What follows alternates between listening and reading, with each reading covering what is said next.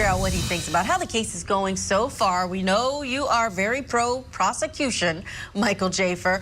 Do you feel that they are winding their case down? We are getting the sense that the prosecution is getting close to being done, and then everything's going to change inside of that courtroom. Absolutely. I think the case is going, this case is completely different than the first case. I didn't believe it would be this different. I was asked before this trial started, what will be the differences between the first case and the second case? I said, all they have to do is have a better opening and better closing, and I think that the case stands for itself. I was wrong. This case is completely different from beginning to end, gavel to gavel, right? And today is an example.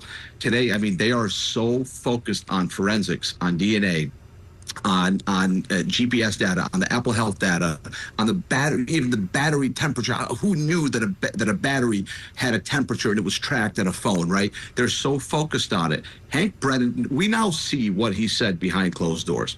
We're not going to do anything from the first trial. We're not going to go into any type of conspiracy. Let them play that game. We're going to focus on forensics, DNA, GPS, and we don't have any of it. I'm not happy. I want more. And so this witness is an example. They're basically being on brand. The brand of Hank Brennan in this case is to be focused on data, details, hard evidence, not conspiracy. And we haven't seen the accident reconstructionist, which I think will be the crescendo. I think they're putting this all together. I think they're doing a fantastic job.